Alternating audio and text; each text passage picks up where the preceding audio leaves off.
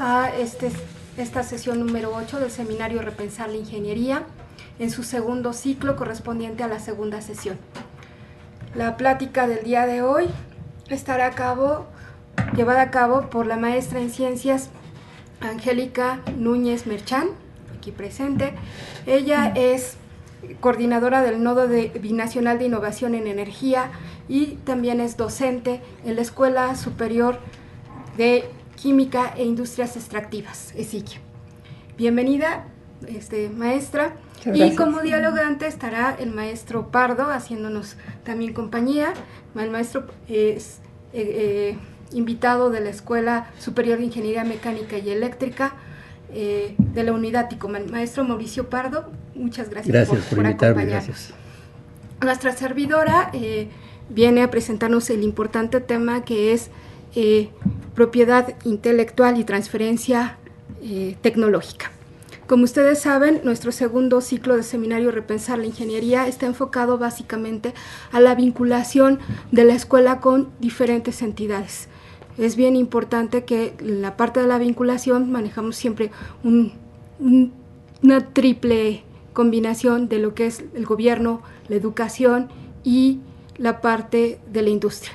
Obviamente entre ellos se da una transferencia de conocimiento y debe haber una protección para todo este tipo de transferencias que existen. Siendo un tema sumamente importante y que nos dará pie a tener un mayor conocimiento de toda la legislación y qué es lo que hace el instituto, etcétera, para que se lleve esta transferencia. Bueno, los seminarios Repensar, como ustedes saben, ya llevamos bastantes años trabajando, son 11 años, en particular de nuestro seminario Repensar la Ingeniería, es nuestro segundo ciclo. Bueno, a continuación le voy a ceder la palabra al maestro Pardo para que nos dé unas pequeñas palabras sobre nuestro seminario. Muchas gracias, doctora. Bueno, muy bien, en esta sesión vamos a abordar el tema propiedad intelectual y transferencia tecnológica con nuestra invitada, la maestra Angélica Núñez Merchán, a la que agradecemos por haber aceptado nuestra invitación y compartir esta mesa de diálogo. Para conocer un poco más sobre la trayectoria de nuestra invitada, a continuación les presentamos una breve videosemblanza. Si son tan amables. Es Merchán, ingeniero químico industrial por la Escuela Superior de Ingeniería Química e Industrias Extractivas, ESIQ. Maestra en Ingeniería de Procesos por la University of London y en Comercialización de Ciencia y Tecnología por el Centro de Investigación en Materiales Avanzados. También cuenta con cursos internacionales de emprendimiento y de transferencia de tecnología. Ha sido profesora de asignatura de procesos por más de 18 años en la ESIQ, en la carrera de Ingeniería Química Industrial. 6 años de experiencia en la comercialización de plásticos y químicos. Otras áreas de experiencia comprende la ingeniería de procesos. También se ha dedicado al desarrollo curricular y a la coordinación y asesoría de emprendedores y proyectos de negocio. Participó como jefa del Departamento de Apoyo a la Adopción y Asimilación de Tecnología en la Unidad Politécnica para el Desarrollo y la Competitividad Empresarial, del 2010 al 2013, y como subdirectora de preincubación en el Centro de Incubación de Empresas de Base Tecnológica del 2015 al 2018. Los logros más importantes fueron su participación en la certificación de la Oficina de Transferencia Tecnológica del Instituto Politécnico Nacional, la implementación de nuevos procesos de preincubación y cursos de formación emprendedora en la comunidad politécnica.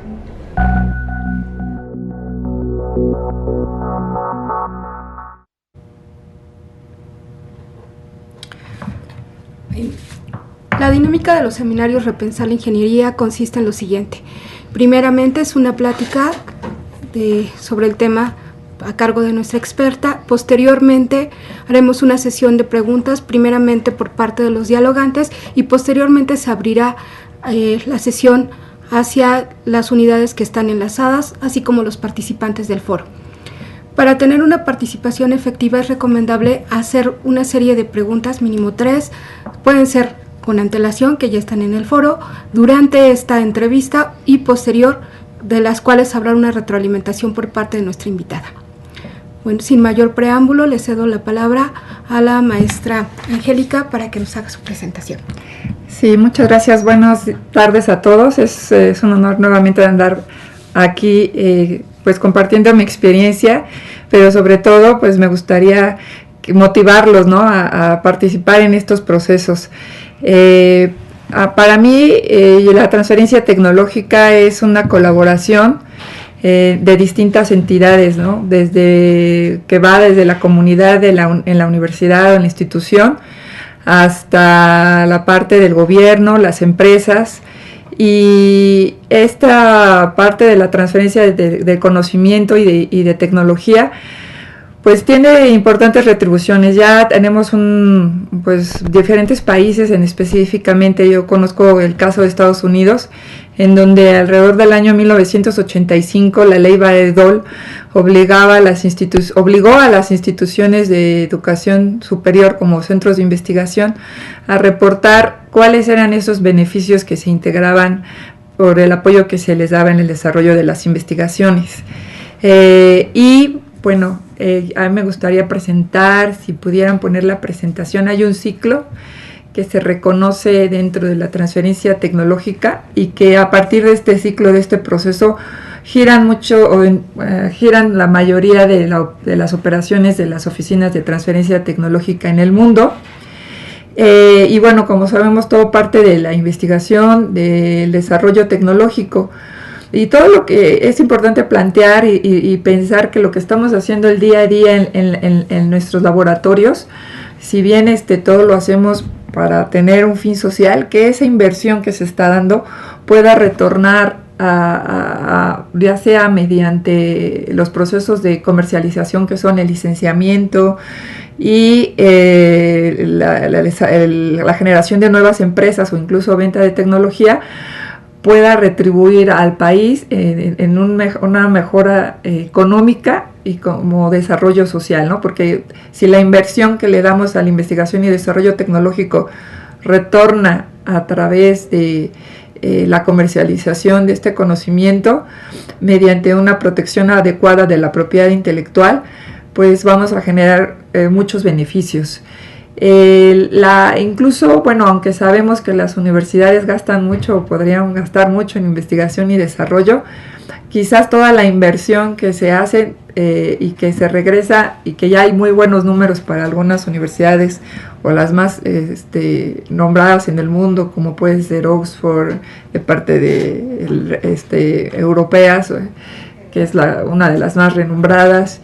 En el caso de Estados Unidos, que son Stanford, la Universidad de UT, la Universidad de Texas, por ejemplo, la Universidad de Boston y muchas otras universidades que hoy en día pues ya han retornado un poco de esa inversión.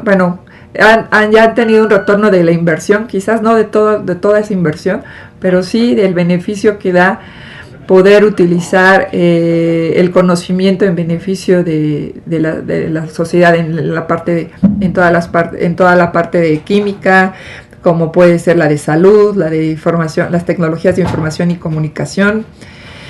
Y aquí lo que yo presenté en mi documento, que fue un breve extracto de lo más relevante que conlleva a la propiedad intelectual en términos de nuestras leyes, y la parte central de la Ley de Ciencia y Tecnología, que pues ya fue una ley que que se originó a partir del año 2000, y que pues empezó a trabajarse, que apenas sí se realizó un cambio, y que ahí hemos estado un poco lentos en ese sentido. También vale la pena mencionar que la importancia de preparar personas en el área de transferencia tecnológica sí se ha dado dentro del país. Ya hay más, como dicen, masa crítica de especialistas, ¿no? Porque igual yo recuerdo algunas de las reuniones de la asociación en Estados Unidos, en donde platicaba con las personas de las oficinas de transferencia de tecnología, y me decían, es que cuando nosotros empezamos no sabíamos cuál era el camino que íbamos a ir recorriendo, ¿no? Y bueno, yo quisiera mencionar que si ustedes revisaran la presentación, aunque ahorita no se esté viendo físicamente, presento ahí algunos ejemplos y todas caen básicamente en el primer contacto que hay en el investigador con la oficina de transferencia de tecnología, ¿no? En platicar el desarrollo que se tiene dentro del laboratorio. Y si la pudieran poner la siguiente, probablemente no se ve tan nítida, ¿no? Pero es un ciclo que en parte de la investigación, y el primer paso es establecer antes de una divulgación, ¿no? Una de las cosas que sí tengo que comentar es que en Estados Unidos no divulgan nada hasta que no se autorice, ¿no? Porque la divulgación pues es una situación que pueda comprometer los derechos de la propiedad intelectual de la institución, como de las personas que están en la entrada de la institución, para poder desarrollar un proceso de comercialización. Y el primer compromiso es que haya ese contacto, esa comunidad emprendedora dentro de la universidad, que obviamente también la universidad tiene que dar una comunicación hacia su comunidad para que sepan cuáles son las instancias y los mecanismos para realizar estos procesos. Y el primer paso es la no divulgación, a través de una plática, a través de formatos y de un proceso que inicia un gestor de transferencia de tecnología. Se establece el primer paso, que es definir cómo va a ser el proceso de protección. Sin embargo, antes de eso se hace una evaluación, que eso es la parte clave para definir si la tecnología realmente tiene una posibilidad comercial y pueda tener una oportunidad de negocio para seguir en este camino. Si bien está la parte tecnológica, el nivel de maduración, está la parte del mercado, la parte del dinero, porque sabemos que cuando todo empieza, pues hay que inyectar dinero, ¿no? Seguir inyectando recursos, ya sea para que la tecnología realmente pueda convertirse en un producto comercial, por un lado, en las pruebas, en cumplir cuestiones normativas, en la parte del mercado, analizar el mercado, o la parte de la competitividad. Este es un conjunto de capacidades, como de vinculación, que debe uno de tener hacia las diferentes instancias para lograr un proceso de transferencia de tecnología que pueda comercializar, y el retorno de esa inversión pueda pues apoyar a continuar con la investigación y el desarrollo tecnológico.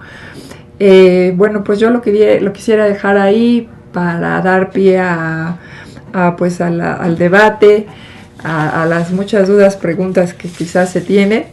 Pero creo que aquí lo importante es que tengamos conciencia de la importancia, y que la gente, y sé que son procesos largos. Por ahí puse un ejemplo que encontré, ahorita no recuerdo el autor, Ragú me parece, que explica cómo empieza el proceso desde la idea, ¿no? Y que también es importante considerar que se le conoce como el túnel de la innovación, en donde pues sí podemos tener muchas ideas o muchas tecnologías o muchas patentes que van a entrar en un embudo, y pocas son las que van a poder lograr un impacto, ¿no, alto. A veces mucha gente podría esperar que yo quisiera tener un Google, o que quisiera tener un Facebook, pero no quiere decir que todo va a llegar a ser un Facebook o un Google, ¿no?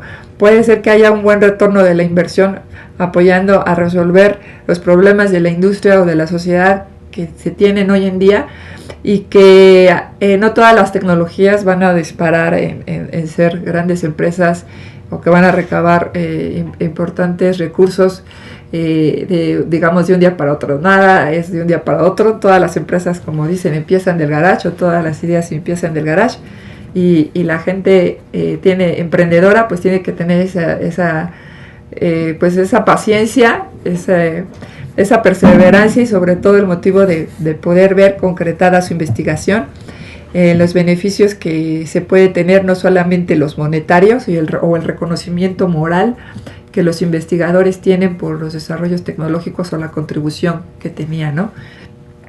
O por otro lado también me gustaría mencionar que bueno, hay muchos ejemplos y casos de procesos de transferencia tecnológica, y hay veces, por ejemplo, uno de los casos es que no siempre los inventores o los que desarrollaron la tecnología pues les motiva a ser empresarios. Hay quienes quieren dedicarse a la investigación, ¿no? Uh-huh. Pero por eso es importante la colaboración para saber quién podría llevar ese desarrollo a una comercialización, si es que queremos que se convierta en una empresa, o poder buscar a las empresas, a las empresas que tengan las capacidades de absorber la tecnología y además no solo de absorberla, sino de ponerla en el mercado y poder generar esas utilidades o beneficios, ¿no?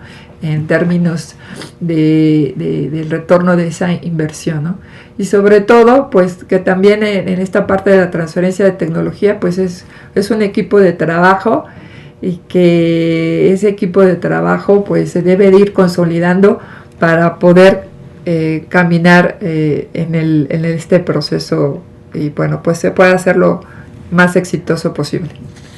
Y de mi parte, pues sería todo. Muchas gracias, maestra Angélica. Revisando los documentos de referencia, sí. Precisamente uno de los autores que menciona ahí habla sobre una triple hélice, que es básicamente lo que ha funcionado en toda esta parte de países que han usado la parte de vinculación como uno de los pilares para fomentar el desarrollo a nivel general en diferentes países. Incluso ahorita con lo que mencionas, estamos hablando que desde 1985 ya en Estados Unidos pedían de manera formal que existiera un reporte de cómo impactaba esta parte de la vinculación entre la escuela, la industria y posteriormente a todo el país. Una de las cosas que me llama bastante la atención es que venía ahí en la parte de la documentación, las normativas, venía el antecedente de que desde 1883 y 86 en Francia es cuando se inicia la propiedad intelectual. Aquí en México, ¿cuándo inicia esa parte de buscar organismos que nos legislen o que nos regulen toda esta parte de la propiedad? Sí, aquí empezaron, sí, un poco más tarde. Yo soy un poco mala con las fechas, pero creo que el INPI tiene alrededor de unos 20 años. Es recientemente nuevo. Bueno, recientemente, pues no mucho, pero es una entidad joven, ¿no? Espero no equivocarme, ahí sí soy un poco mala con las fechas, pero sí el INPI tiene poco tiempo, entre 20 y 30 años quizás. Y bueno, lo importante es que las leyes ya están ahí. Aquí la cosa es cómo ponernos en práctica, ¿no? Cada quien tiene su papel y su rol, ¿no? El gobierno en facilitar a través de las leyes y a través de la política pública generar este ambiente de innovación, ¿no? Y como le llaman, ecosistema, bueno, ahora no sé cómo le vayan a llamar en la cuarta transformación, ¿no?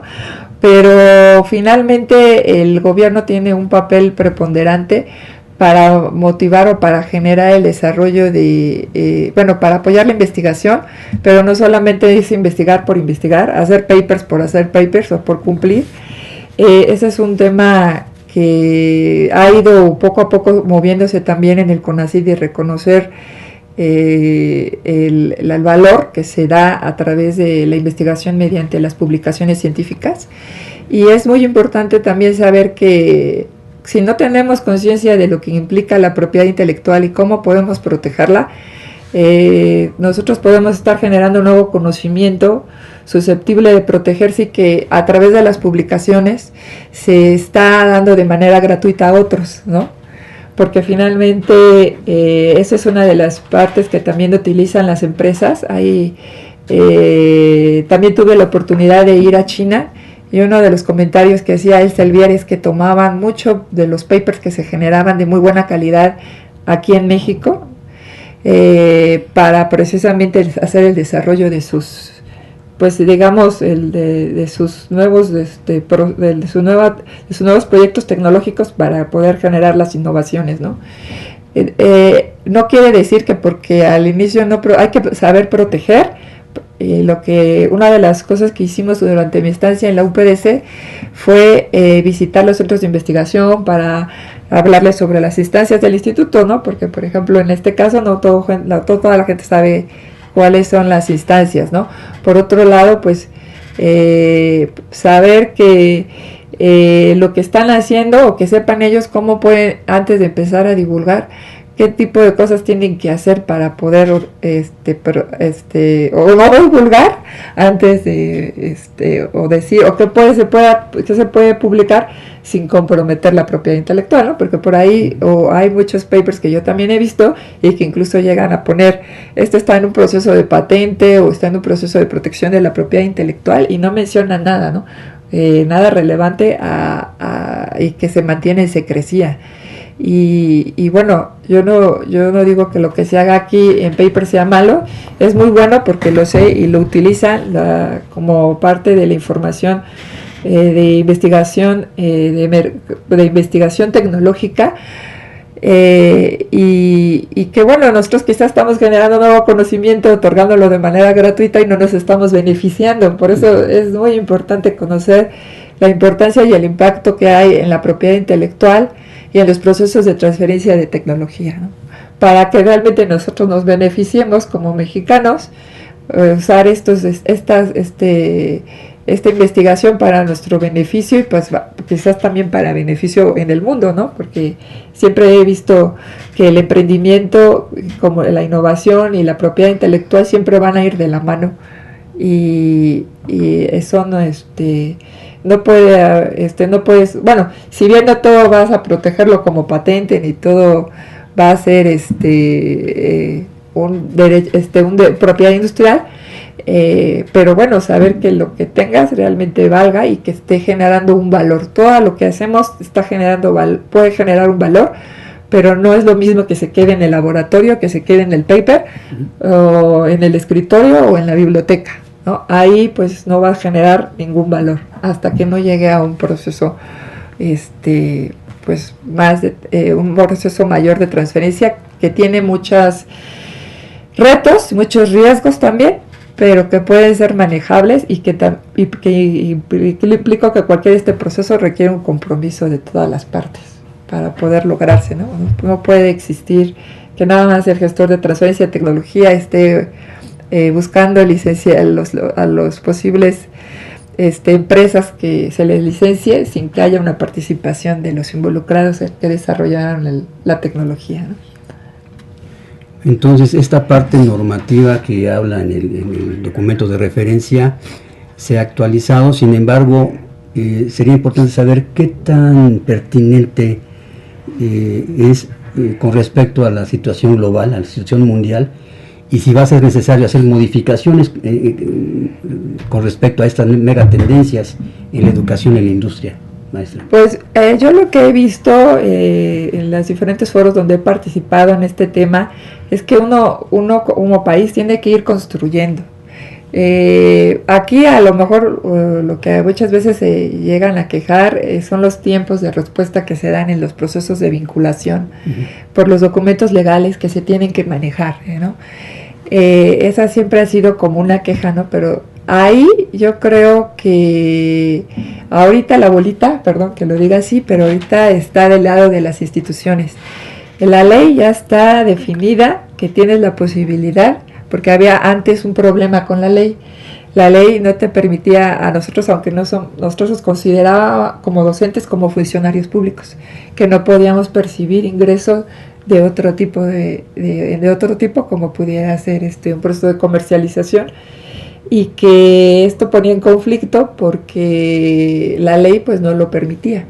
Pero la ley también estaba pidiendo a partir del 2016 que cada institución generara sus políticas y sus reglamentos y sus lineamientos para determinar cómo operar el proceso que conlleva la transferencia de tecnología. Yo creo que ha sido, bueno, por un lado la parte de la capacitación, Cuando yo empecé mi maestría éramos como el primer grupo en donde empezábamos a generar esa masa crítica de personas especialistas en el área. Pero ya ahorita entiendo, hay mucha gente que se ha ido capacitando. Ya esto vino de un convenio de colaboración por parte de la Universidad de Texas, y que ya hay varias generaciones que están en este contacto, porque ese es el primer paso, ¿no? Primero tienes que capacitar, pero yo creo que todavía requerimos capacitar tanto no solamente a las personas que van a llevar a cabo una oficina de transferencia de tecnología, sino a las personas que van a ingresar a un proceso, ¿no? Como son los docentes, en el caso muy específico digamos, de las personas que elaboran, ¿no? En el caso de llegar a un licenciamiento, ¿no? Porque aquí también habría que ver la figura que el instituto les otorgue a los alumnos. Eso ha sido un poco claro, no es claro, y cuando yo estuve en algunas también sesiones de visita en las instituciones siempre surge la inquietud, sobre todo de los estudiantes de licenciatura, de que si a la hora de firmar los derechos de difusión de la tesis ya le están cediendo todos los derechos al instituto, ¿no? Entonces siempre ha habido esa duda, no ha habido una claridad. Yo creo que sí es importante dar siempre esa claridad, porque bueno, una cosa es ceder derechos y otra cosa es ceder el derecho de la publicación, ¿no? ¿Qué es lo que está cediendo? ¿Qué tipo de derechos está cediendo? Ahí creo que en general las instituciones, a mí me tocó revisar en particular la parte del instituto y en la parte de la UNAM, y ahí están los instrumentos, hay ciertas diferencias, ¿no?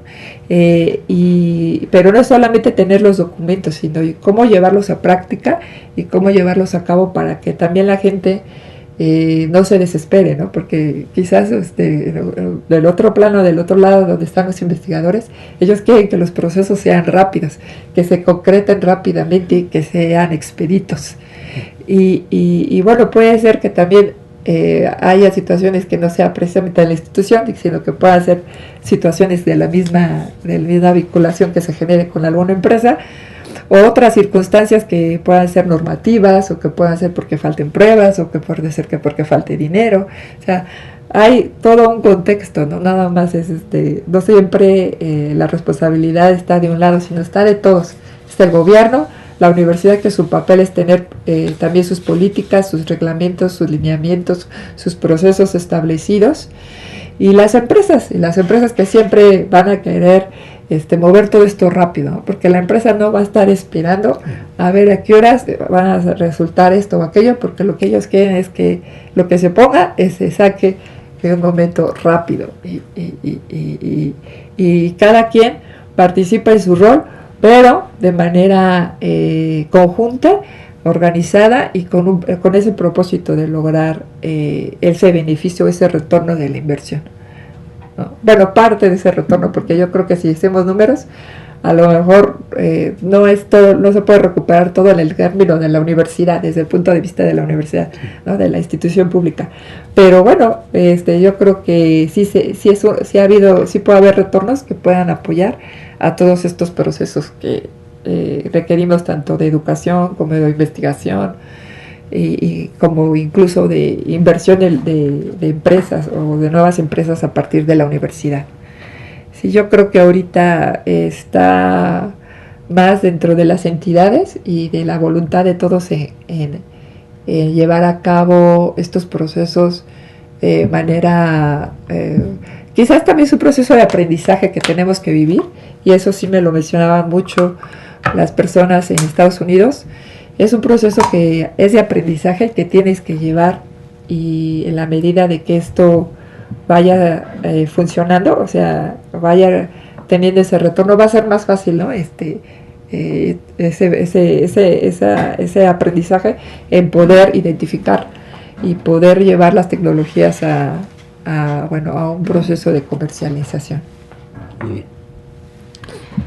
Maestra Angélica, usted comentaba que en el año 85 Estados Unidos pedía específicamente con números cuál era ese impacto. Sí. En el documento que nos hace referencia, entre lo que usted escribe, es que aquí en México no existe todavía una evidencia que diga Sí.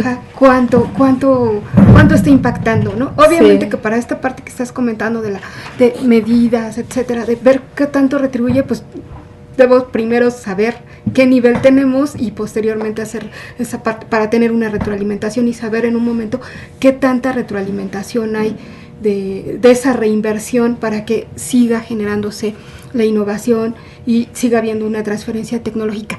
Específicamente en el caso del Instituto Politécnico, que ya a nivel Ajá. nacional no hay, ¿no? Digamos que Instituto sí, existe. sí hay, pero son valores muy globales. Hay una encuesta que se llama ESIDET, que fue un esfuerzo para tratar de revisar cuáles eran esos retornos, pero no hay algo visible. O sea, ¿cómo te diré? Hay que medir no de forma muy global, porque a lo mejor si lo mides, pues dices, pues mis números pueden estar bien. O sea, no hay algo más preciso que indique, al reserva de que cada institución lleve sus propias métricas y diga, invertí tanto en investigación, de esta investigación retorné tanto en proyectos de licenciamiento. Ajá, porque también ahí hay otra situación. Una cosa son proyectos de vinculación de servicios, otras son proyectos de transferencia tecnológica, otros son proyectos de investigación colaborativa, ¿no? Entre empresa, universidad. O sea, ¿cómo estás regresando? O sea, esa inversión. O sea, lo que esperas es que licencias, no sé, tantas tecnologías y de ese licenciamiento haya regresado en términos de regalías tanto dinero. Y esos son los números que a lo mejor ahí me faltó especificar. No hay un número claro, preciso, de cómo impacta todo ese dinero que se ha dado a cada institución y cómo ha estado regresando, de qué manera está regresando ese dinero, ese beneficio. Y en términos del instituto, perdón, me adelanté, Ajá. claro, porque se me vino otra cosa a la mente. Creo que me faltó otra cosa. En términos del instituto. Ajá, en términos del instituto. Pues sí, ha habido algunas licencias. Ahora, estuvo por un tiempo algunas licencias publicadas en la página de la UPDC y esas licencias pues sí ya estaban en contacto cuando yo estuve durante ese periodo que tenía la obligación de darle seguimiento. Y sí, se dio el seguimiento correspondiente. Yo no puedo hablar más precisamente porque son cuestiones de confidencialidad. Sin embargo, pues no se han reportado números sobre qué pasó en esos licenciamientos. Y no sé si desconozco hasta el momento ha habido más licenciamientos, porque aquí en el caso del instituto estamos divididas, digamos, la parte de la comercialización, lo que respecta a licenciamientos, la atribución únicamente la tiene la UPDC, y en la parte de la generación de la empresa la tiene la incubadora. Ajá. Viendo en esos vertientes, aunque también la UPDC tiene la colaboración de la parte de la vinculación externa, ¿no? Pero finalmente si se genera una empresa por parte del instituto, el propio instituto va a tener que generar una licencia a la nueva empresa para hacer uso de la tecnología, o cómo saber que se va a dar uso de esa tecnología. Y ahí esos también no ha habido reportes, algunos números están generales, pero no hasta donde lo último que yo recuerdo haber revisado por parte del instituto, no había números más específicos. Y globales pues más difícil, porque sí, no puedes revisar números globales. O sea, dicen, la encuesta ESIDET es muy particular, y nada más es como una medición de cómo ha sido la vinculación o cómo ha sido el proceso de vinculación entre las diferentes mecanismos que el CONACYT generó para desarrollar o impulsar la innovación dentro del país, ¿no? Incluso ahorita pues estaba siendo muy criticado el programa de estímulos a la innovación, porque ahí, digamos, ahí no se está generando nuevas empresas, ahí es promover la innovación dentro de las empresas. De ahí se sabe que ha habido mayor participación y colaboración, porque ese es uno de los primeros pasos de la triple hélice, que exista esta confianza. ¿Cómo se construye esta confianza entre empresa e institución? Pues la tienes que generar esta vinculación, ¿no? Y a lo mejor al principio pues generas un servicio, generas confianza y a lo mejor después buscas, o bueno, a lo mejor después haces un licenciamiento y a lo mejor después puedes hacer una empresa, ¿no? Pero este tipo de cosas no están identificadas como para saber qué tipo de retribución realmente estoy teniendo en general de la investigación o del dinero que se da en investigación a todas las instituciones de superiores, de educación superior, o a los centros de investigación, porque igual los centros de investigación pues tienen muchas colaboraciones y en su momento pues a cada centro es diferente y probablemente, no sé, de hace tiempo cuando yo hice esa investigación, ahorita quizás ahorita puedan tener números, pero de manera particular, pero no de manera de un impacto global, ¿no? O sea, o cómo generan unidades. Hay mediciones de unidades económicas, pero ¿cómo sabemos que esas unidades económicas provinieron de un proceso de transferencia de tecnología entre la universidad y X empresa, ¿no? Ese es el asunto que no podemos ver, cómo va ese retorno de la inversión. Por eso es crítico, ¿no? Sí. Es crítico.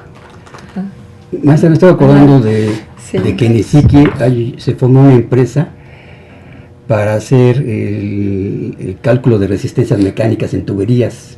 Sí. Y que ha tenido muy buenos resultados, ¿no? Ese sería como un ejemplo, ¿no? De cómo el conocimiento que está generando la escuela está siendo ya siendo utilizado en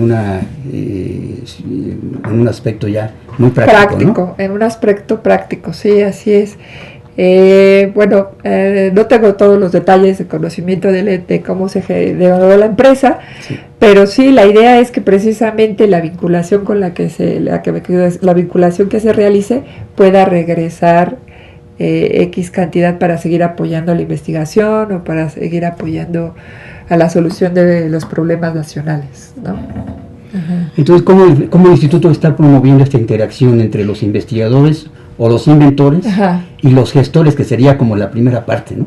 Sí, generalmente el primer contacto es los investigadores acuden en este caso a la UPS, porque el primer contacto es poder hacer el proceso de protección de la propiedad intelectual. Y ya depende pues esto ha sido más bien dicho una iniciativa propia, ¿no? de los investigadores que requieran en específico llevar procesos de transferencia tecnológica, y entonces se acerquen a la subdirección, ¿no? Que la subdirección sería la responsable, la subdirección de transferencia tecnológica del instituto, de establecer el primer paso en cómo vaya a hacer la transferencia tecnológica. Esa es una manera que es como digamos la cotidiana, pero también otra manera que sí me tocó vivir fue ofrecer ir a buscar, como le llaman en inglés, scouting tecnológico, que es ir a buscar cuáles son esas investigaciones, esas invenciones que puedan ser útiles para generar un proceso de transferencia tecnológica. También eso lo he visto en otros lados en particular, porque he estado más cercana a los procesos en Estados Unidos que los europeos, en el caso de la transferencia tecnológica, pero sí es importante que la comunidad esté enterada y sepa. En el caso de la Universidad de Texas, sabía que ellos al ingresar a la Universidad de Texas les hacían una especie de examen, o digamos de examen, por decir de alguna manera, en donde ellos tenían que conocer perfectamente la legislación de la universidad y la responsabilidad, ¿no? Porque que conlleva digamos, no porque no sepas la ley, claro. No quiere decir que tú te saltes lo que está institucionalizado, ¿no? Y era una manera de que, como trataban de identificar, no toda la gente, porque pues el 100% de la universidad, no en todas las universidades el 20% participan en esto, ¿no? Porque es todo un compromiso. Y digamos que yo lo que recuerdo era que el 1 o el 2% de toda la comunidad es la que participa en los procesos de transferencia tecnológica. Sin embargo, pues ellos, en el caso de Estados Unidos, tienen mecanismos muy específicos que los forzan por la misma ley Bayh-Dole, en donde tienen que reportar, ¿no? Porque no todo va a ser investigación aplicada, ni todo es, y todo lo que, por ejemplo, corresponde a la investigación básica, tienen que reportar de qué manera está beneficiándose esa investigación o cómo está transitando esa investigación, y sobre todo la colaboración que tienen ya muy activa entre la empresa y las universidades, ¿no? Ya es algo muy cotidiano, y aquí todavía falta todavía más participación de la actividad de los investigadores en estos procesos de transferencia.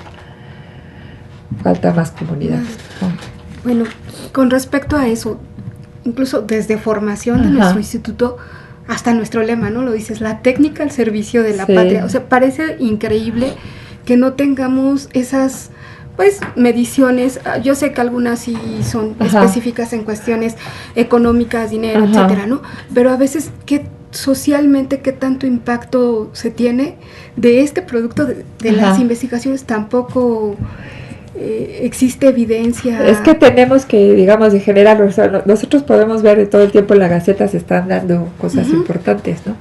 Y hay mucha gente que tiene esa capacidad de poder desarrollar posibles, investigación que está dando una solución. Pero el asunto es que no solamente se quede ahí, habría que ver o buscar el mecanismo para que cada caso que sea de alguien que esté interesado en un proceso de transferencia, ver la parte de seguimiento es importante, ¿no? Igual como pasó, yo creo que el CONACYT, el último año que estuvo la administración anterior, hicieron un evento y presentaron un libro sobre el PEI precisamente, ¿no? Y es ahí donde te das cuenta que a una de las situaciones que creo que ha fallado es que tienes que seguir toda la trayectoria, tienes que dar todo ese seguimiento y sobre todo motivar a la comunidad. Mucho de la situación que yo vivía era que pues la inconformidad que existe en la institución en relación a la generación de los acuerdos o del tiempo que se tarda en los acuerdos. Y eso era siempre uno de los puntos, ¿no? que se retomaba en la parte de transferencia de tecnología.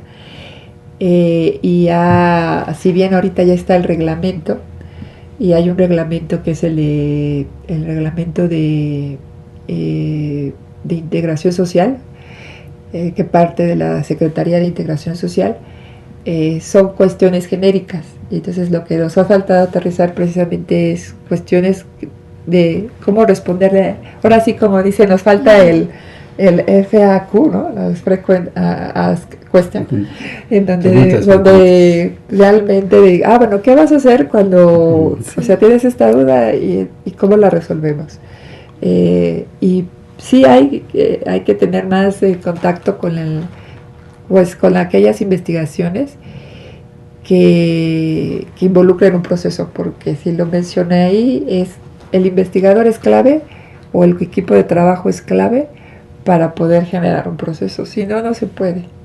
Eso también habría que ver, analizar si a lo mejor falta, qué es lo que falta dentro de la institución para motivar más investigadores, considerando que se puedan solventar las problemáticas que siempre se mencionan en términos de la generación de los acuerdos que se requieren de manera expedita para poder hacer la vinculación y establecer este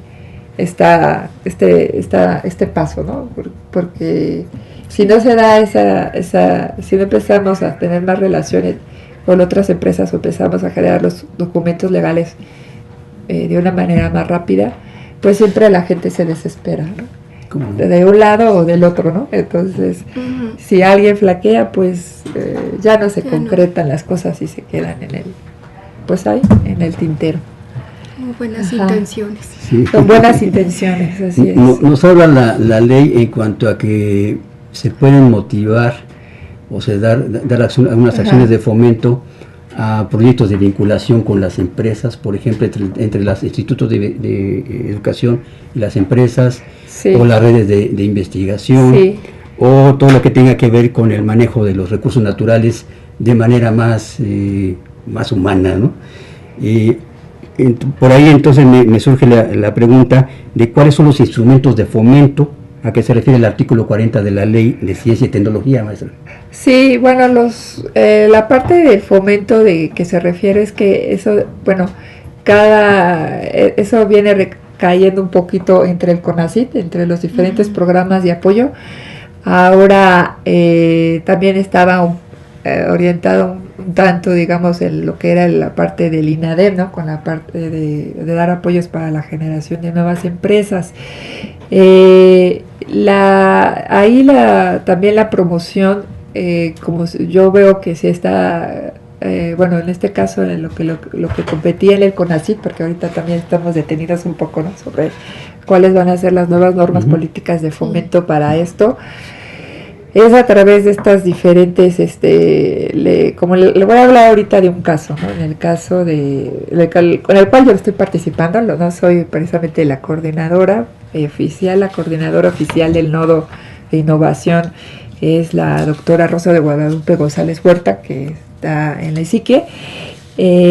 ¿Cómo surgió esto? Le voy a platicar. Esto fue parte esto es un ejemplo, ¿no? de la parte de promoción del gobierno a aterrizarlo a las instituciones. La National Science Foundation es una instancia pues equivalente al CONACYT.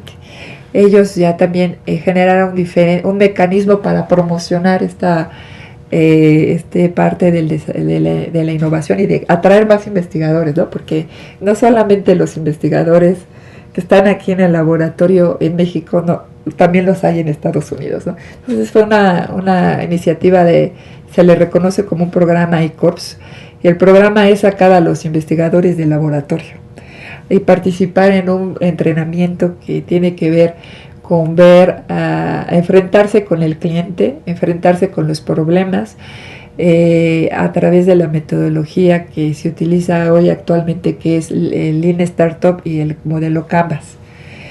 Entonces se trajo la colaboración eso fue, déjame ver, como 2015, por decir algo, pero hubo una prueba piloto con los del TEC de Monterrey.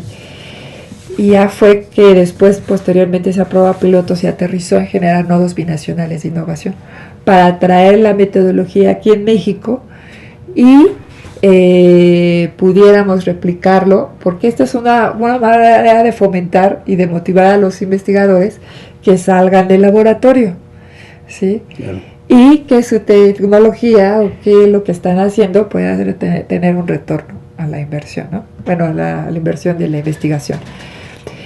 Bueno, a partir de esa manera se generó un convenio, estuvo FUME, que CONACYT le puso dinero, se entrenaron a varios instructores en términos de la metodología IRCORPS a nivel nacional. Y bueno, eso sí hay que reconocerlo, porque hay que reconocer la gente que lo lleva a cabo y que lo pone, la que lo empieza a construir, la que lo pone en práctica ya son las instituciones, ¿no? Que es la maestra Teresa Delio, que es una buena compañera que estuvo conmigo en la maestría en el CIMAF, y que ella generó por ejemplo, este proceso. Puede haber otros, ¿no? Hay otros, como puede ser el FOMIC o el Fondo de Innovación Tecnológica, que promueve la vinculación, el desarrollo del emprendimiento, ¿no? Y también había antes otro en el CONACYT, pero no recuerdo ahorita el nombre. Bueno, esta idea de generar y de crear redes colaborativas a través de diferentes instituciones. No esperaba, lo que nos cuenta en su momento la maestra Teresa de León, que esto fuera a generarse como temáticas, pero las mismas instituciones se empezaron a vincular y generaron estas temáticas diferentes. Bueno, algunos tienen temáticas, otros no. Pero finalmente esto permite, este es un buen esfuerzo y creo que es un buen inicio para poder generar esas redes digamos, de emprendimiento, redes de innovación, redes de colaboración, ¿no? Porque a lo mejor ahí en ese nodo representa la fuerza que tienen diferentes instituciones poder desarrollar no solamente las nuevas empresas que se esperan, ¿no? A partir de del conocimiento que se genera en nuestras instituciones, sino motivar, sino promover la generación de nuevas empresas. Ese es uno de los objetivos del programa ICOPS en Estados Unidos y que que se implementó aquí en México, que ya lleva 3 años y que haya 7, 8 nodos en diferentes partes del país y que finalmente recayeron en esfuerzos de capacitación, porque requieres capacitar a las personas para que conozcan. Y lo importante aquí es que también tenemos que pensar en el instituto, capacitar a las personas en propiedad intelectual, porque no solamente aquí, sino en cualquier parte sucede que no tenemos esa cultura y que hacemos algo, lo decimos o lo publicamos y entonces después ya perdió el proceso, la posibilidad de poderse convertir, la posibilidad de protegerse y de poderse explotarse. Por eso es muy importante que la comunidad conozca qué es la propiedad intelectual. Y hay muchas situaciones al respecto que se dan por ese desconocimiento, ¿no? Y ya dice, no, es que ya lo hice, es que ya tengo esto muy padre, pero ¿qué crees? Ya se pasó el tiempo para proteger. Por lo tanto, como ya no se puede proteger, pues ya pasó de dominio público. Entonces, pues eso lo que va a pasar es que si tú intentas hacer algo, o si alguien ya se te adelantó y lo protegió, porque no quiere decir que lo que tú estás haciendo aquí en otro lado del mundo nadie no lo esté haciendo, ¿no? Y aquí es donde tienes que ver que tomes esa ventaja, ¿no? Que protejas y cómo resguardes ese conocimiento, pero además que verifiques, que analices, que evalúes que lo que estás haciendo efectivamente cumple con una necesidad, que es por eso es importante que los investigadores tomaban este entrenamiento. O sea, si estás resolviendo el problema, si hay un problema, ¿a cuánto le estás resolviendo el problema? Y exactamente la gente quiere tu solución, porque todo el mundo va a llegar, tanto emprendedores como investigadores, que puede haber que digan, no, pues es que esto es lo último de lo último, ¿no? O sea, la última innovación, ¿no? Porque generalmente hablamos en términos como si fuera una innovación, ¿no? Sí. Así hablamos. Pero a veces ni siquiera hemos revisado que ya publicaron, que ya está protegido, que estamos infringiendo derechos. Por eso en Estados Unidos importante primero es no divulgación. Y antes de divulgar, tienes que acudir a la Oficina de Transferencia de Tecnología para definir si lo que estás realizando puede ser susceptible de protegerse, y la Oficina de Transferencia de Tecnología decide si, en base a un estudio, un análisis, una evaluación, qué camino darle a esa investigación o a ese desarrollo para poder saber si requiere más investigación o si requiere protegerse, y en lo que van avanzando generan algo nuevo para poder protegerse. Van protegiendo, protegen, a lo mejor todavía no está consolidado, pero vuelven a proteger, y entonces ya en el momento que esté listo, ya sale protegido. Y aquí el asunto es que siempre divulgamos, y ya después ya no hay forma de cómo explotar. Bueno, cualquiera puede hacer, si es de uso libre, pues tendríamos que ver de qué manera el equipo de trabajo puede utilizar esa información generando, procesos organizativos o modelos de negocio, ¿no? Que te puedan también a ti generar algún tipo de valor a través de un conocimiento de uso público. Pero pues siempre está el asunto de que ya ve que aquí la copia es más rápida a veces, ¿no? O cuando menos ves, ya lo copiaron, y entonces estamos inmersos en un ambiente tan competitivo, ¿no? Por ejemplo, conocer que hay un término de 20 años, es lo que habla, de la protección del caso, ¿no? De las patentes. El proceso para patentar, y que también se requiere hacer un pago, pero que en un momento dado puede haber descuentos, puede haber algún tipo de fomento o algún tipo de apoyo, sí, que no sea tan costoso para ese proceso, ¿no? Sí, y de hecho en todos lados del mundo el proceso de protección es costoso, ¿no? Por eso nada se puede proteger por proteger. Y aquí, cada instancia tiene que definir que también lo que tú investigas tienes que tener el dinero para hacer la protección. para hacer los pagos, ¿no? ¿Y dónde vas a proteger? ¿Vas a proteger aquí o en China o en dónde? Por eso son esos elementos se tienen que revisar antes, porque tú no puedes meter una solicitud y decir, yo ya la quiero internacional. No puedes. Tienes que decidir, tienes un periodo y pues, sí puedes decidir en algún momento convertir la PST, pero no siempre da tiempo. Eso se tiene que hacer con antelación y debes de tener esa estrategia y definir y determinar cuál es el proceso y cuál es el mecanismo y dónde vas a proteger. Eso es un asunto que sí les toca a las personas que están dentro de las oficinas de transferencia y que tienen que valorar. Digamos, y es el 1% de las personas interesadas en una universidad, pensando en los números globales en otras instituciones en el mundo, pues tendríamos que pensar tener un recurso del 1%, el equivalente para saber, para poder proteger, ¿no? Porque también las instancias, quizás, o cómo se va a hacer ese pago, ¿no? Qué tipo de, cuánto dinero necesito yo para proteger toda la investigación que requiera protegerse porque tiene un impacto comercial. Ajá.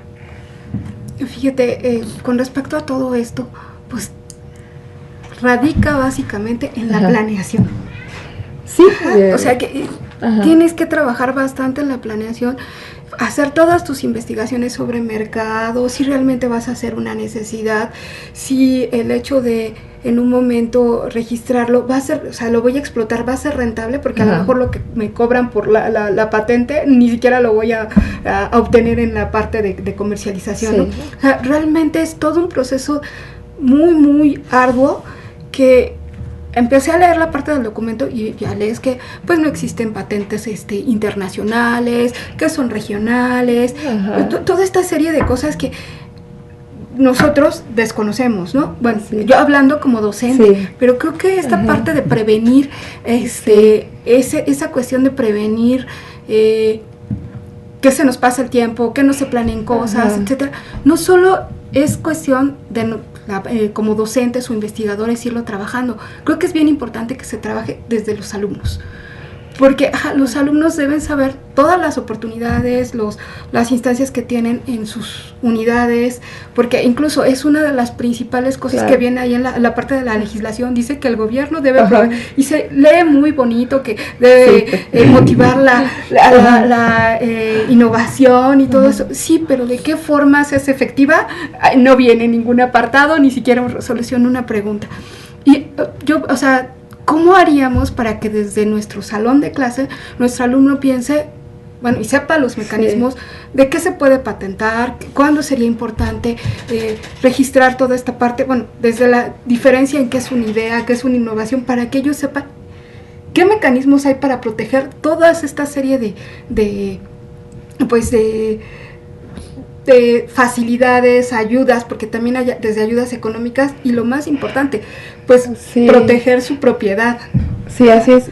Yo me iría un poquito más atrás. Yo creo que aparte de conocer, que ellos identifiquen cuáles son las figuras legales de la protección, la propiedad, los mecanismos internos con los servicios que les ofrece el instituto en este caso, para poder hacer el proceso de protección y el tiempo que tarda, ¿no?, en hacer este proceso. Porque aquí sí es importante saber que la gente muchas veces lo desconoce, que aquí hay un apoderado legal para hacer estos procesos, ¿no? Aquí solamente hay una persona a través de la oficina, que es la unidad politécnica, o a través directamente del abogado general, que los derechos de autor se registran muy comúnmente de la escuela a la oficina, ¿no?, del abogado. Y yo creo que yo me iría un poquito en el proceso de cómo investigar de una manera, cómo hacer este proceso de investigación o del estado de la técnica o del estudio del estado de la técnica más eficiente. Pocas veces aquí en México, sí, eso se ha estado promoviendo también el Instituto Mexicano de la Propiedad Industrial, en utilizar las patentes de uso libre. Si ustedes ven, por ejemplo, el ejemplo de entre Estados Unidos y Japón. ¿Qué pasó entre Estados Unidos y Japón? Finalmente los japoneses fueron capaces de absorber mucha tecnología americana. Se apropiaron de ese conocimiento, adoptaron ese conocimiento y generaron nuevo conocimiento.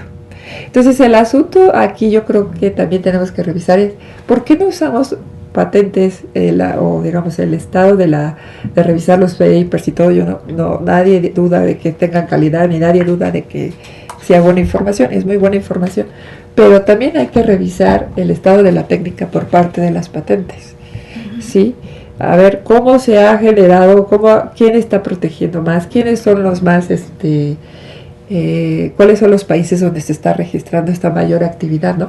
Porque en el caso de Corea del Sur, hoy en día, que sabemos que ahorita son especialistas en tecnologías de información y comunicación, también sucedió el mismo proceso entre Japón y Corea del Sur, ¿sí?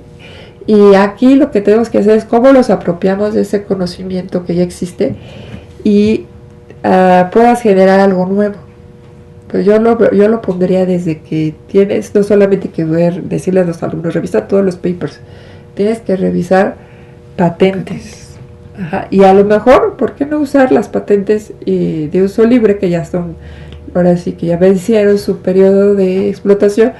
Y a lo mejor eso te da posibilidad de generar algo nuevo y que sea diferente a patentes que no estén ahorita o conocimiento que no esté protegido, porque finalmente lo que tienes en la documentación científica, todo eso es de uso libre, ¿no? Lo que no puedes usar es lo que está protegido, y eso es lo que muchas veces no se sabe, se genera cierta investigación y resulta que eso ya está protegido, que ya no existe alguna, bueno, o a lo mejor ya lo generaste y sí puede ser nuevo. Por ahí una vez invité a alguien del INPI y nos platicó de un caso de un señor que había generado alguna innovación de las ¿cómo se llaman? De las latitas, o ¿cómo les llaman? Para el expreso, las capsulitas. Las capsulitas, ajá. Pero era una invención tan buena que no le convenía a la Nestlé, sí, la Nestlé, ¿no? Por ejemplo, adoptarla, porque también esa es la cosa. Generamos, vamos a solucionar, ya no vamos a contaminar con las capsulitas de plástico. Y generamos una buena invención en las capsulitas de plástico para no contaminar, de aluminio, ¿no? Para no contaminar. Pero ¿qué crees? Que me vas a acabar con mi modelo de negocio y no te voy a comprar ese. Porque sí, pues, ¿sí? O sea, hay muchas situaciones en este ambiente donde ciertas tecnologías puedan tener, vayan a tener a quitar una empresa, ¿no? Claro. Y bueno, de eso hay muchos ejemplos, ¿no? Por ejemplo, la Xerox, la Kodak, y muchas empresas donde llegaron nuevas tecnologías, irrumpieron completamente con el mercado y ya, ¿no? Entonces, en ese caso, que nos platicaron del INPI, pues no le convenía licenciar, porque si licencia, lo más seguro es que la invención la iba a dejar ahí guardada la Nestlé, ¿verdad? Porque eso representaba un riesgo para su modelo de negocios y sus ventas y etcétera. Sin embargo, desde el punto de vista ambiental sería perfecto, ¿no? Sin embargo, para otra cosa. Y desde el punto del inventor, pues él no podía comercializarlo porque no tenía el dinero de la marca, ¿no? ¿Y cómo lo vas a comercializar, no? Porque aquí el asunto es que tienes que hacer que todo eso funcione. Es como un engrane, todo un engrane que tiene que funcionar para que esa nueva tecnología, digamos, yo lo planteo desde ese derecho de propiedad intelectual que tengas, cualquiera que sea, pueda concretarse y generar esa innovación, ¿no? Y la innovación va a ser, cuando se genera la innovación es porque dicen, hay retorno a la inversión. Si no hay retorno a la inversión, entonces todo lo demás son solamente buenos deseos, nuevos conocimientos, buenas ganas y nada más, no hay más. Bueno, muchas gracias, Angélica. Nos queda tiempo, vamos a enlazarnos con nuestros compañeros que están en videoconferencia. Entonces, nos dicen cuándo para cederles los micrófonos. Ahí está. Ya tienen activado su teléfono, su micrófono. A ver.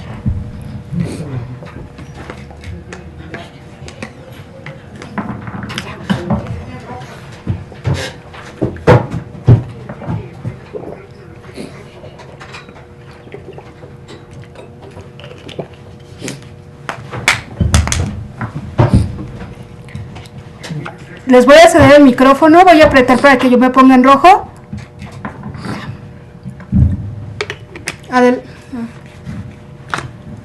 Creo que no lo pusieron. ¿Ellos son Hidalgo? Ajá. No, déjalo Ya. abierto. ¿Lo voy a tocar? ¿Lo dejo abierto? Sí.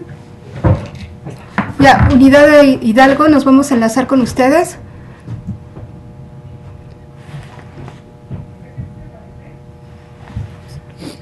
¿Me dicen cuándo?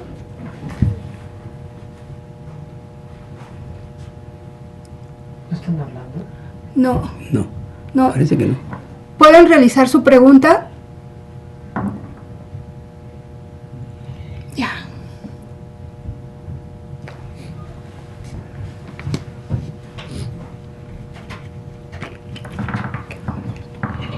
Ahí está. Dime que si la puedes repetir otra vez.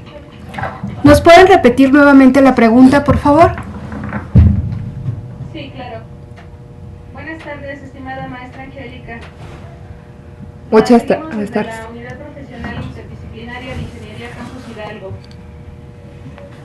Un gusto, como siempre, escucharla y seguirla cuando participa en estos seminarios que nos invitan a reflexionar sobre temas tan interesantes como el que hoy nos ocupa: la propiedad intelectual, su origen e importancia para promover la innovación en la educación superior.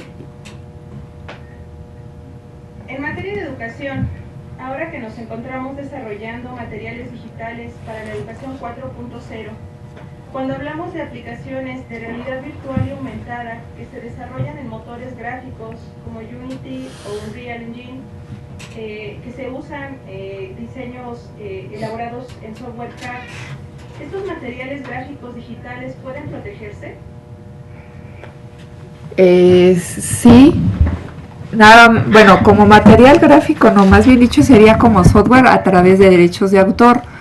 Lo que valdría importante pensar ahorita es que habría que revisar, ustedes generalmente pueden usar software que el instituto, donde el instituto adquiere licencias, ¿no? O pueden utilizar software de uso libre también. Esto sería como el software en donde ustedes pueden hacer su prototipo, su prueba y su, digamos, aplicación en un determinado ambiente. Y la única forma que se puede proteger aquí en México toda la parte de tecnologías de información es a través de derechos de autor, a reserva de los circuitos integrados que sí se pueden obtener, sí se puede generar una patente y sí se puede proteger. Ahí, como es derecho de autor, pues tendrían que, bueno, llenar un proceso de solicitud para poder protegerlo como derecho de autor. Nada más yo les sugeriría algo, que siempre revisen, claro, en la parte, tengo mucho conocimiento de la parte de informática, pero que haya una buena investigación en el asunto de que si están usando licencias, digamos, en donde el instituto paga como alumnos, porque pues como alumno, generalmente como institución pagamos licencias bajas de software, o en algunos casos no pagamos licencias, depende del tipo de software que utilicen en cada unidad académica. Es que cuando en el caso de que se llega a dar un proceso de comercialización, ustedes tendrían que considerar pagar la licencia del uso de a esa compañía para poder utilizar su aplicación, ¿no? Pensando que esa plataforma necesita ese software. Y si es de uso libre, pues no, ¿no? El uso libre pues no necesita pagar. Nada más que creo que sí hay que revisar cada uno de los softwares que generan de uso libre. Hay ciertas restricciones. No estoy muy enterada de eso, bueno, en términos de cómo manejan el software disoluble, pero hasta donde sé, pueden utilizarlo, pero hay que revisar hasta qué grado, y eso lo determina cada empresa o cada entidad que genera software de uso libre.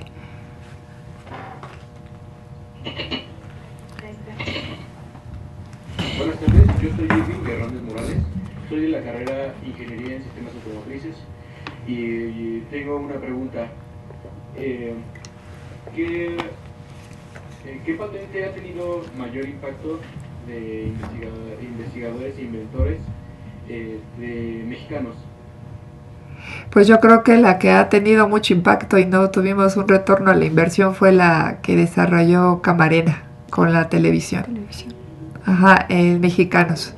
Ahora ha habido varias empresas que se están generando a través de diferentes mecanismos.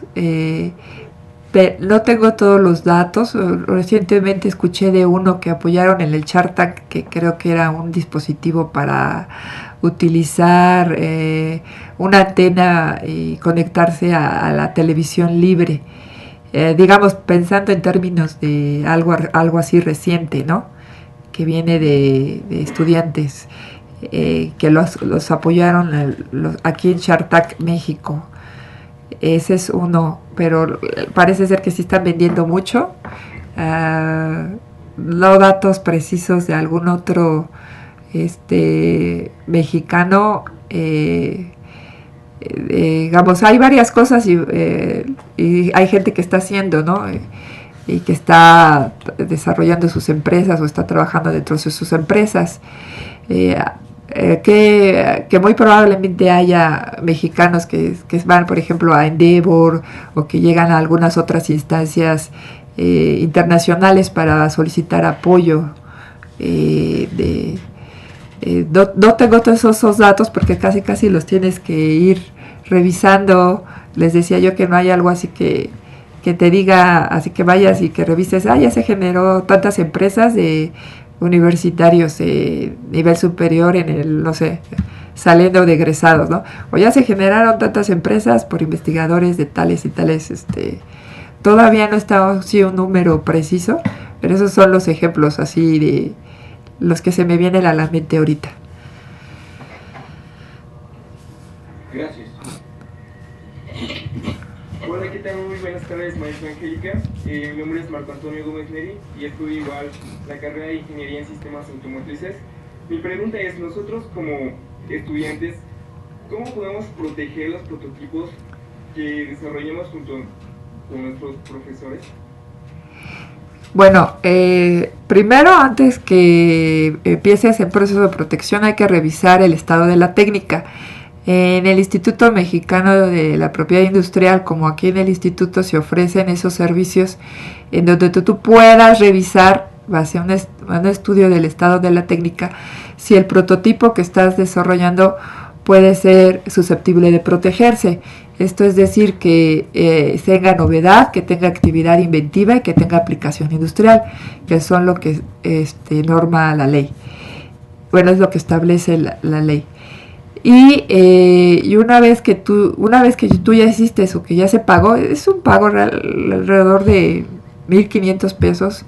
Aquí en el instituto tendrías que acudir a la UPS para que te refieran si... Creo que sí hay que hacer un pago. No tengo los números, pero puedes investigarlo para alumnos y para docentes. Y ahí te dan ese documento donde tú puedas revisar si lo que tú estás desarrollando pues es algo novedoso y puede ser susceptible de protegerse. Ahora, una vez que ya se revisó que es susceptible de protegerse, yo te sugeriría que, depende qué tipo de cosas estés haciendo, pues acompañarte de entidades que puedas existir un proceso paralelo, ¿no? De revisar el proceso de protección como el proceso de comercialización, si existe esa viabilidad comercial. Eso es muy importante porque hay muchas patentes que pues no se usan para nada y la idea hoy en día es que protejas y lo que protejas, pues bueno, pueda tener una mayor posibilidad de convertirse, en comercializarse a través de los diferentes mecanismos de comercialización que existen. Muchas gracias, maestra. Aún tenemos tiempo para una pregunta más. Para los estudiantes, a veces comentaba la doctora Margarita, es importante que desde la formación tengamos claro a qué se refieren esos conceptos de propiedad intelectual. Considero que al hacer una tarea escolar, al incluir las referencias, ¿no?, que utilizamos para realizar esa misma tarea, pues en ocasiones omitimos una frase, algún párrafo que copiamos incluso a veces textualmente de algún texto. Aquí, maestra Angélica, el comentario sería en el sentido de, pues, ¿qué implicaciones tendrían los chicos cuando pues hacen algún trabajo escolar, ¿no? Y si se considera plagio, ¿no? Para tener un poco más claro. Sí, en la ley de derechos de autor, sí, uno puede tomar un porcentaje de la obra y siempre respetando, dándole el debido reconocimiento al autor. Sí, cualquier cosa, me parece que es un 10%, no pueden usar mucho, de hecho. Si es para fines académicos, eso generalmente no implica algún pago de derechos, ¿no? La mayoría de las personas usan pues breves textos para utilizarlo, pero si ya utiliza más de una página igualito y etcétera, pues eso realmente dentro de la ley es plagio, y el plagio pues sí es penado. Incluso yo les comento a mis alumnos que en Estados Unidos, si alguien por entregar una tarea, si no respetan la propiedad intelectual y lo plagian, los expulsan de la escuela. Es un delito muy grave. Incluso me acuerdo mucho cuando yo ingresé a la maestría en Inglaterra, una de las primeras cosas que decía ahí en algún muro que leía era que tenías tú que respetar todos los derechos. Bueno, que si te caían en plagio cualquier cosa, era un delito, incluso hasta te podían meter a la cárcel o no solamente expulsarte, ¿no?, de la universidad. Gracias, maestra Angélica. ¿Algún comentario o pregunta para la conclusión de la transmisión con ustedes? Sí, bueno, de nuestra parte de la Unidad Profesional Interdisciplinaria de Ingeniería Campus Hidalgo, pues queremos agradecer primero el tiempo que tomó maestra para la redacción de este compendio, este texto que realmente dio una gran claridad sobre el tema. Fue posible trabajarla incluso con los jóvenes, y también la presentación que muy claramente presenta cómo hacer esta transferencia tecnológica. Queremos agradecer, y simplemente surgió otra pregunta ahora que conversábamos aquí en la sala de juntas, y era con respecto a los tiempos de una patente. O sea, en ocasiones dentro del instituto se hacen el trámite necesario para hacer alguna patente. ¿Qué tan tardado es? O sea, ¿puede darse algún tiempo aproximado? Bueno, una vez que está la solicitud, yo tenía entendido que se podían, si se trabaja, el trabajo para generar la patente, por la redacción de la patente, depende mucho del tiempo que se dedique para la misma gente que está ahí en la UPDC les daba la orientación de cómo podían ir redactando las patentes, y los investigadores reconocen que es muy complicado y sí es difícil, pero tienen un proceso, les ha servido mucho cómo escribir una patente, ahora sí que con seguimiento y de manera estratégica del personal, de qué forma lo tienen que hacer, y eso siempre dependía un poco del tiempo que dedicaba la persona, en este caso el inventor, en hacer la redacción. ¿Por qué se hacía eso?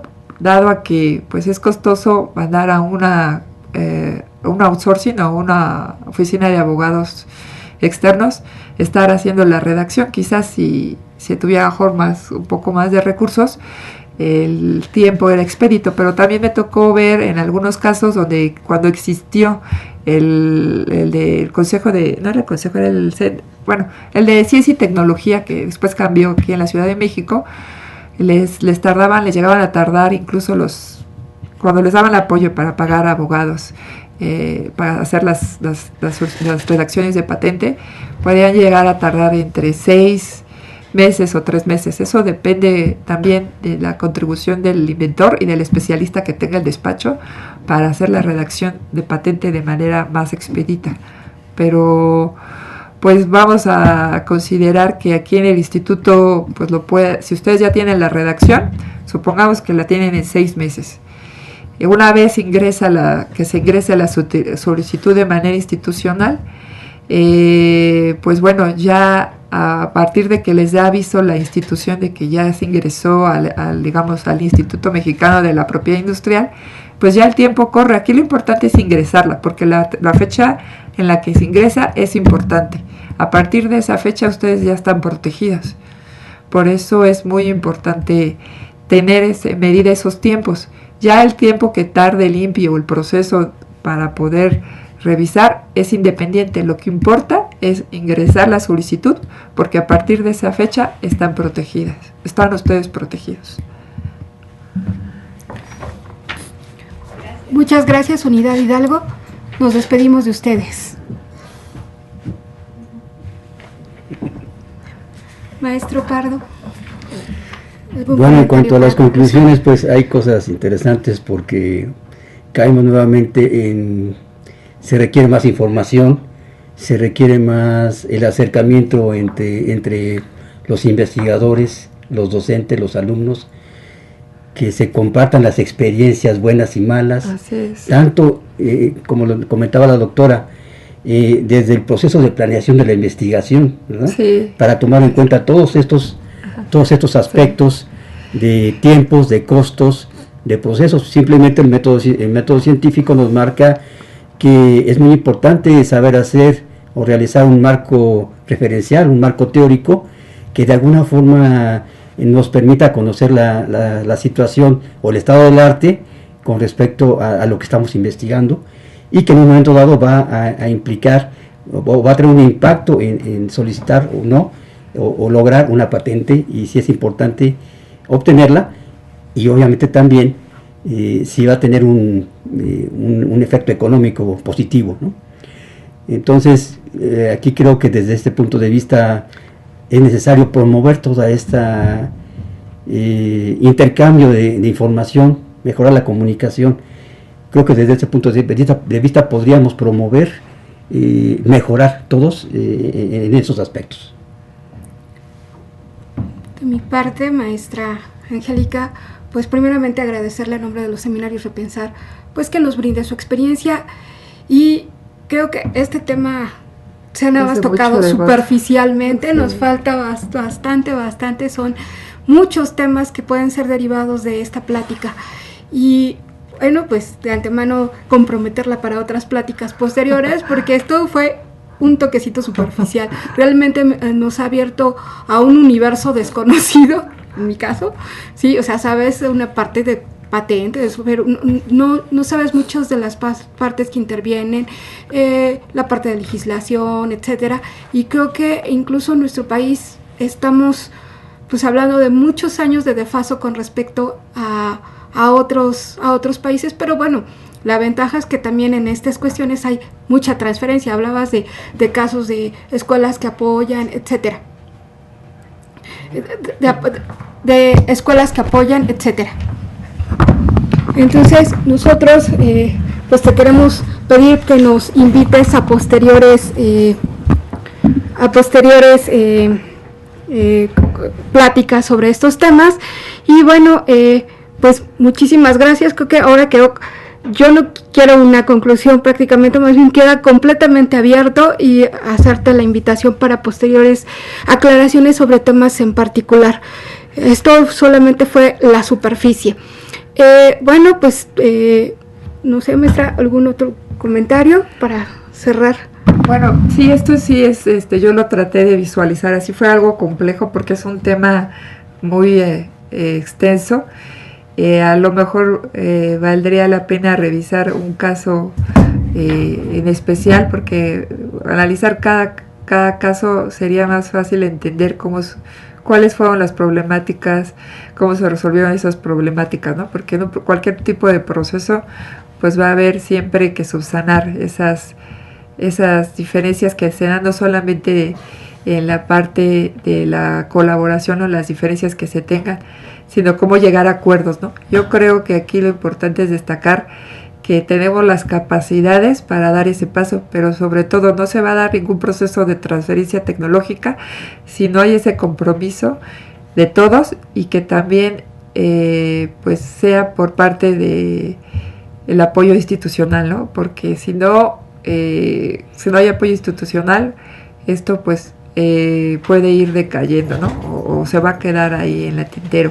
Y la idea es que siga habiendo apoyo institucional, que sea mayor, y que estemos conscientes de que todo lo que nosotros podemos hacer mediante el conocimiento puede tener un valor, y de hecho estoy consciente de que cualquier valor se le puede generar a todo lo que nosotros hacemos aquí en esta institución.